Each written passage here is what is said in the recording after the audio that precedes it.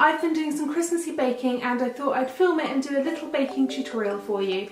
So I'm going to show you how to make these 3 quick and easy little festive treats. First up, the gingerbread cupcakes with toffee frosting.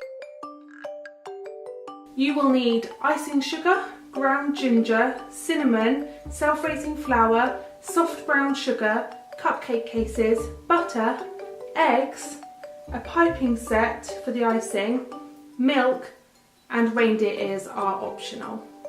Now switch your oven to 180 degrees Celsius. Measure out 150 grams of butter and 150 grams of soft brown sugar, then cream together in a bowl.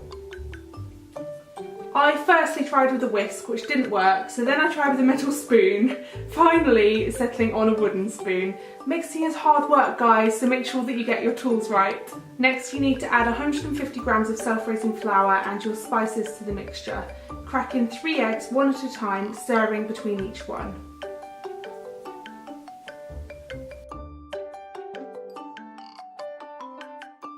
Now add a tablespoon of milk and mix again. Pop your cupcake cases into your tin. I had my niece Lily as my little helper for this part. Fill the cases with the mixture. We were obviously quite excited about doing this, and pop them in the oven for about 15 to 20 minutes. When they're done, leave them to cool whilst you make the icing.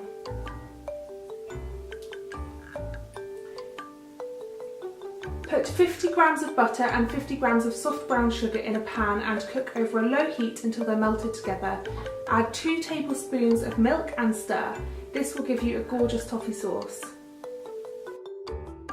Pop the sauce to one side to cool and mix together 150 grams of butter and 200 grams of icing sugar. This is the most boring job, so I got Jim to do it. Now add your toffee sauce and mix well. Next you need to put your icing into a piping bag. Now for the fun part, ice your cupcakes. As you can see, I was rather pleased with my first attempt. Finally, sprinkle with cinnamon and eat one, of course. These tasted amazing. The cupcakes were all soft and fluffy and the icing was delicious. I will definitely be making them again. Now it's time to make the mince pies. You will need pastry. I used pre-made as I'm too lazy to make my own, minced meat and sparkly icing sugar. You'll also need a round cutter, which I didn't have, so I improvised and used a pint glass. Then you need a cube cutter for the lids. I used a heart. Oh, and a baking tray. Sprinkle some flour on your work surface so the pastry doesn't stick and roll out your pastry. Cut out your bases and pop them in the tin.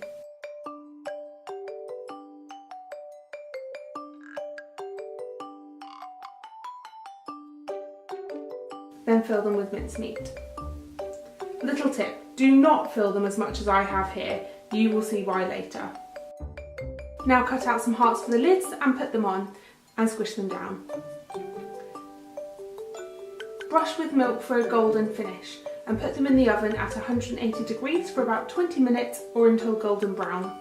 As you can see, guys, mine did not go to plan and look all messy and a little bit burnt as I put in too much mincemeat. However, once I covered them in sparkly icing sugar so it looked like they'd been snowed on, they didn't look so bad and they actually tasted really good. Lots of people don't eat mince pies because they think that they have meat in, but they don't. They used to in the olden days, but they don't now. It's just dried fruits and spices and they are so delicious. Now for my final festive treat, triple hot chocolate. You will need milk, whipped cream, white milk and dark chocolate, and a cute Christmassy mug. I like to measure out how much milk I'll need by pouring it into my mug first, then just pour it into a small pan and turn on the heat. Add your chocolate. I tend to do about 1 to 2 squares of each bar, and then you can add more or less depending on how chocolatey you like your hot chocolate. Now just stir it all together, keeping the heat low so that you don't burn your milk. Then pour it into your cup and add whipped cream. I absolutely love homemade hot chocolate.